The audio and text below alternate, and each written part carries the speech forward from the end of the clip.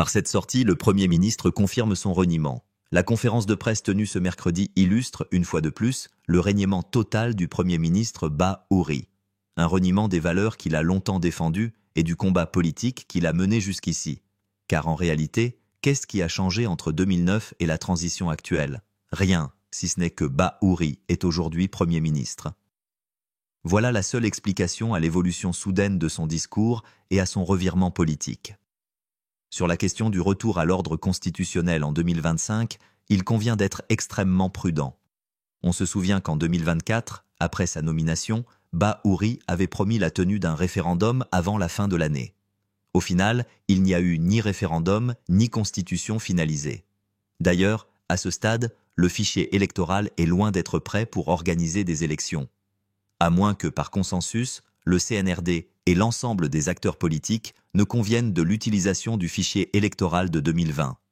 À cela s'ajoute l'absence d'un organe indépendant et transparent pour superviser les élections.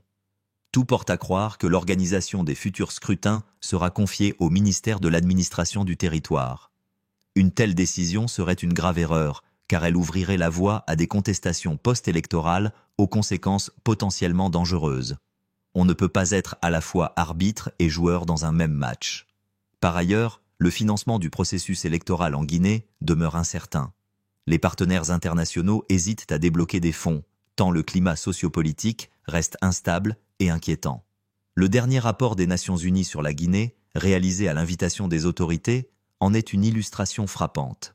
Ce document, qualifié de chiffon par certains membres du gouvernement, a mis en lumière les nombreux manquements de la transition, le rétrécissement de l'espace politique, la violation récurrente des droits humains, l'absence de dialogue politique, la censure de la presse, l'opacité de l'agenda de la transition et les détournements massifs de fonds publics. Pourtant, après cette évaluation, la junte espérait obtenir un financement. Mais ce fut une douche froide. En clair, à l'image de ses précédentes prises de parole, le Premier ministre Bahouri a, encore une fois, fait des annonces dont nous attendons la concrétisation pour y croire.